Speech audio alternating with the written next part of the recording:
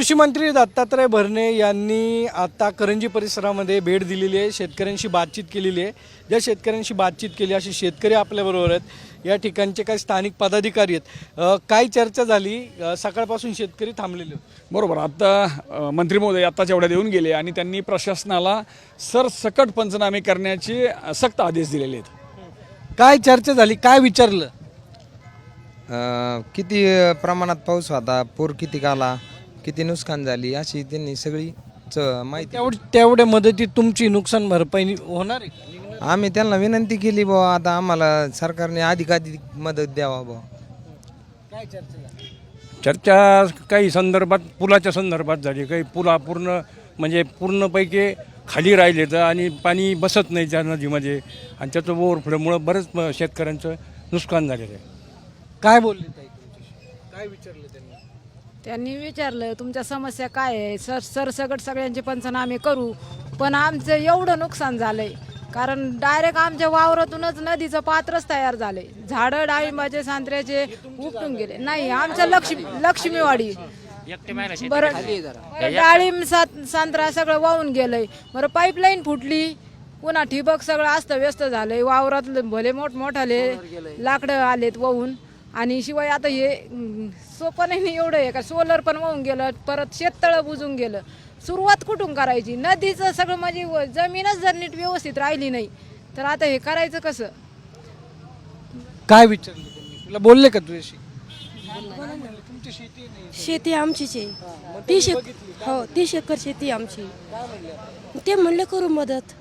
एवढं तुम्हाला वाटतं का त्या मदतीत होईल सगळं? नाही होणार, नाही होणार. आता सध्याच काही नाही राहिलं शेतीत, तर काय मदत होणार?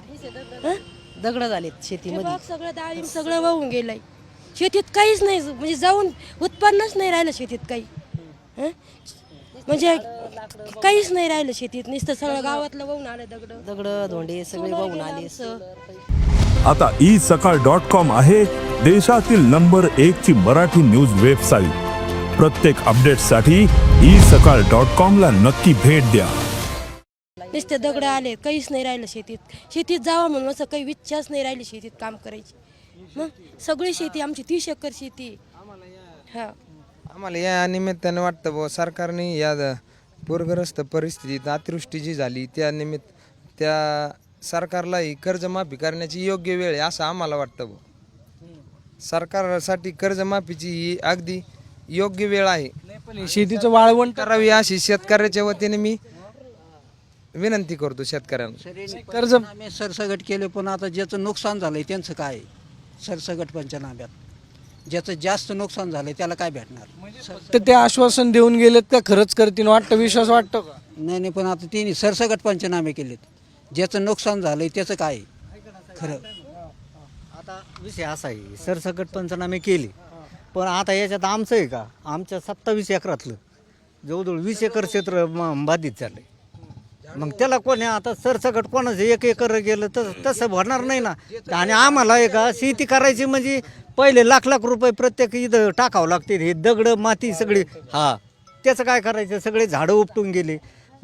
पाऊण एकर डाळिंब उपटून गेलं, लावलेलं डाळिंब, ठिबक गेलं, सोलर गेली, 2 विहिरी पडल्या, जुन्या विहिरी सगळ्या बुजून गेल्या. मग आम्हाला काही अपेक्षा आहे का नाही काही? मला वाटतं का या सगळ्या एवढे त्यांच्या आश्वासनावर काय होईल? 10 वर्षापूर्वी आमचं घर उडून गेलो होतं, त्यावेळेस पंचनामा केले होते तिने. ते म्हणले तात्काळ मदत देऊ. त्याला झाली 25 वर्ष आणि यांचं काही नाही, काहीच नाही, कोणाचं काही नाही, देणार नाही काही.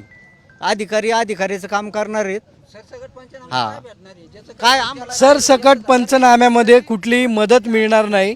जे आश्वासन कृषी मंत्री यांनी दिलेलं आहे ते पूर्ण होताना दिसणार नाही आहे. कारण की आपण जर पाहिलं तर आता ही शेतीची अवस्था पाहायला मिळते. या ठिकाणी मका लावलेली होती, मकामध्ये पूर्ण वाळू जे आहे ते या ठिकाणी आपल्याला जर बघितलं तर दगड जे आहेत ते वाहून आलेले आहेत, वाळू वाहून आलेली आहे.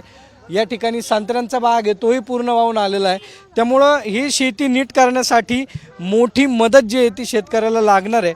मात्र फक्त सरसकट पंचनामे हे पिकाचे होणार आहेत, जमिनीचे होणार नाही आहेत. त्यामुळं जे निकष काय लावलेले आहेत या निकषावरती सरकारने लवकरात लवकर मदत जी आहे ती शेतकऱ्याला देणं अपेक्षित आहे. कॅमेरा किरण काजळेसह सागर, साम TV, करंजी.